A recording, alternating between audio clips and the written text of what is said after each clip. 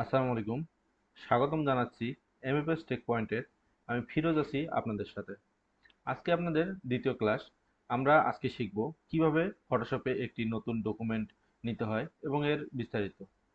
তো চলুন আমরা ফটোশপে যাই। ফটোশপ সফটওয়্যারটি প্রথমে ওপেন করে নিলাম। ওপেন করে নেওয়ার পরে আমরা প্রথমে এখানে ফাইলে ক্লিক করব। ফাইলে ক্লিক করার পরে নিউ এ ক্লিক করব। আপনারা কিবোর্ডে শর্টকাট Ctrl+N যদি প্রেস করেন তাহলেও আপনারা এই ডকুমেন্টটি ওপেন করতে পারবেন। তো আমি ফাইল থেকে নিউ এ ক্লিক করলাম। তারপর এখানে একটি ডায়ালগ বক্স আসবে।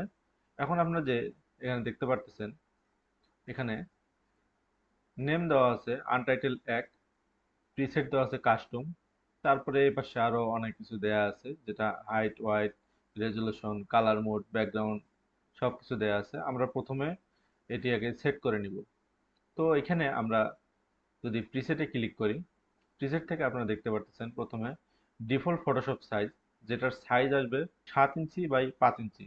আমরা একটি জিনিস খেয়াল করে রাখবো, আমরা যখন ফটোশপে কাজ করব রেজুলেশন ম্যাক্সিমাম সময় আমরা 300 দেওয়ার চেষ্টা করব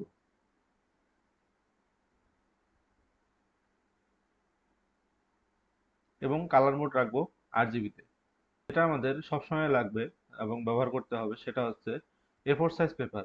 আমরা ম্যাক্সিমাম সময়ে আমরা A4 সাইজ পেপার নিয়ে কাজ করব। তাছাড়াও যদি অন্য কোনো সাইজের প্রয়োজন হয় তাহলে আমরা সেটাও সাইজ করে নিয়ে কাজ করতে পারবো। তো A4 সাইজ পেপারটার জন্য আমরা ইন্টারন্যাশনাল পেপারে ক্লিক করব। ক্লিক করার পর আপনারা দেখতে পারতেছেন এখানে A4 অটোমেটিকলি চলে এসেছে। তারপর এখানে মিলিমিটার আছে, আপনারা এটাকে ইঞ্চি করে দিতে পারেন, পিক্সেল করে দিতে পারেন, আপনাদের যেটা দরকার সেটা অনুযায়ী আপনারা করে দিতে পারবেন। আমি ইঞ্চি করে দিলাম। তারপরে রেজুলেশন আমি 300 রাখছি এবং কালার মোড রাখছি RGB এবং ব্যাকগ্রাউন্ড কালার হোয়াইট।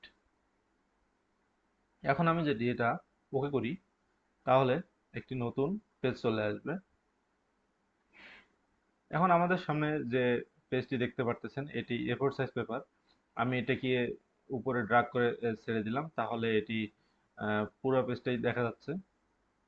আমরা এই পেজের উপরে এখন যে কোনো কিছু অ্যাড করতে পারবো, যে কোনো ডিজাইন করতে পারবো, যে কোনো কিছুই এর মধ্যে রেখে আমরা প্রিন্ট করতে পারবো। সেক্ষেত্রে আমাদের কোনো সমস্যা হবে না। আমরা যদি এখানে টাইপ করতে চাই তাহলে টাইপও করতে পারবো। যদি যেমন দেখেন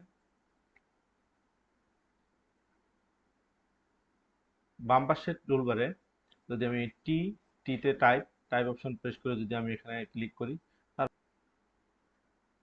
আমরা ফন্ট সিলেক্ট করে নিলাম, একটা ইংলিশ ফন্ট দিলাম, তারপর যদি আমি এখানে দেই ABCD, এভাবে আপনারা এখান থেকে টাইপ করে নিয়ে